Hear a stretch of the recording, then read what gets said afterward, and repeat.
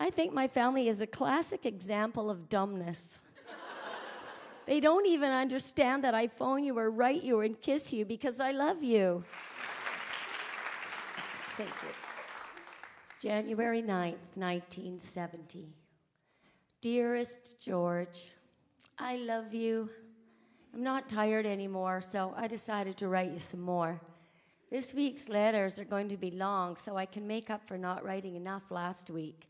But I knew I'd see you Thursday.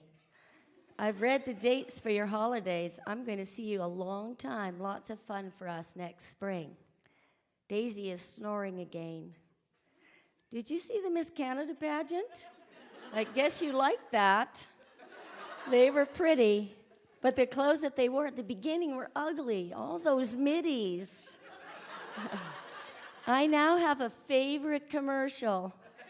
A woman is cooking, and then she changes and fixes her hair and uses Florient or something. Then her husband comes home, and that's the most beautiful part. As soon as he comes in the door, I think of how it will be for us and how I'll always try to look good for you and have dinner ready when you come home from work. I'd have a drink ready if I thought you'd like one before dinner. And of course, one of your records will be playing. I love you. Good night, my love. It's about 4 a.m. I just had a nightmare and I'm scared to go back to sleep. It was terrible. I love you. Hi, I'm at school. I finally got back to sleep. I was really scared. I love you. I just thought of something awful. You won't get a letter until Thursday unless the one I mailed yesterday gets there. When I see you again, your beard ought to look a lot better.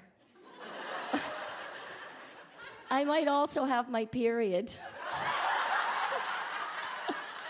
But maybe not. Actually, I've got about 5 more pills to take, so maybe not.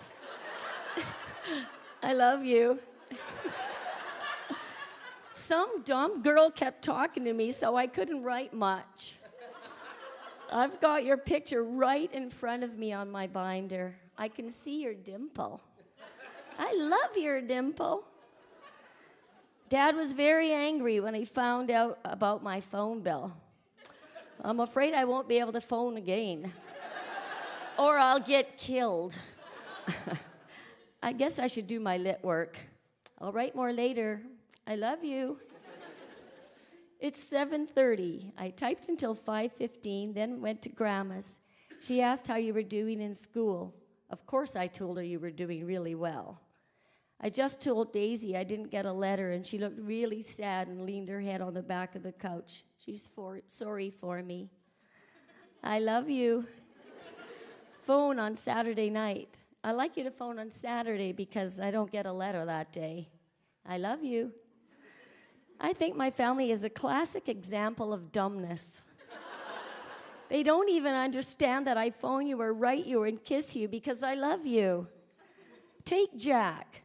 He doesn't even remember how he and Charlotte made love all the time. He's so narrow-minded that it really bugs me.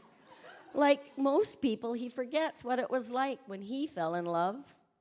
The same with my mom and dad, although they're a little better. They're not understanding enough. And you're having the same problem with your mom.